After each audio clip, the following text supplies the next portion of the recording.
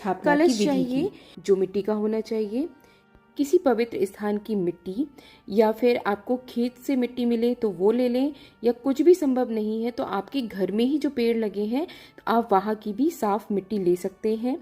अखंड ज्योति के लिए आपको बड़ा दिया लेना है, और गंगा जल, आम या अशोक के पत्ते लेने हैं, जटा नारियल, सुपारी, मौली यानी कि कलावा, रोली, एक सिक्का, इलायची, लौंग, कपूर, अक्षत, हल्दी, लाल कपड़ा आसन के लिए, फूल, फूल माला, इन सभी ज़रूरी चीज़ों के साथ आप चाहें तो नवग्रह के लिए आप दालें भी ले सकते हैं। घट स्थापना करने से पहले ये ध्यान रखें कि जिस जगह उसे स्थापित किया जा रहा है वो शुद्ध कर लें।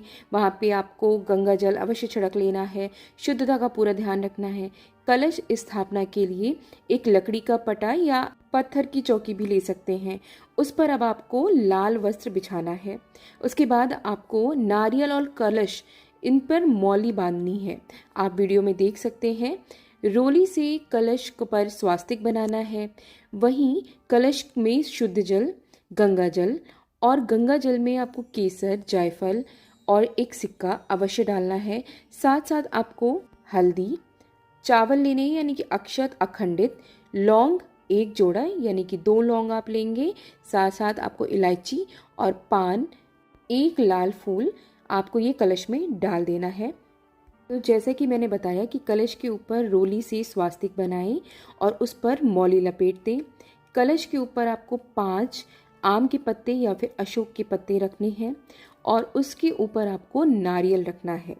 अब एक मिट्टी के पात्र में साफ मिट्टी डालें और उसमें 7 तरह के अनाज या जौ, आपको 7 तरह के नहीं मिल सकते हैं तो आप एक ही प्रकार के जौ बो दें, उसमें कोई दिक्कत नहीं है। इसके बाद कलश स्थापना का मंत्र बोलें। यदि वह नहीं याद है तो आप नवारण मंत्र बोलकर भी अक्षत छिड़कते हुए कलश को स्थापित करें उस पात्र में जिसमें आपने जौ बोए हैं।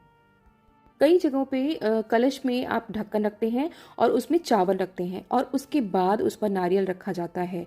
तो हम साधारणतः चावल नहीं रखते हैं। अब आपको घी का दीपक प्रज्वलित करना है और सबसे पहले गणपति जी की पूजा करनी है। इसके बाद आपको माता रानी की पूजा करनी है। अखंड ज्योत आपको अवश्य जलानी चाहिए। यदि किसी कारणवश आप नहीं जला रहे हैं और उसके नियम होते हैं तो आप माता रानी से क्षमा मांग सकते हैं। और इसके बाद आपको कलश का पूजन भी अवश्य करना चाहिए, क्योंकि आपने नवग्रह और साथ साथ देवी देवताओं का आवाहन किया है। यहाँ पर एक छोटी सी बात मैं आपको बता दूं कि नवरात्र को मनाने का एक और कारण है जो कि साइंटिफिक है।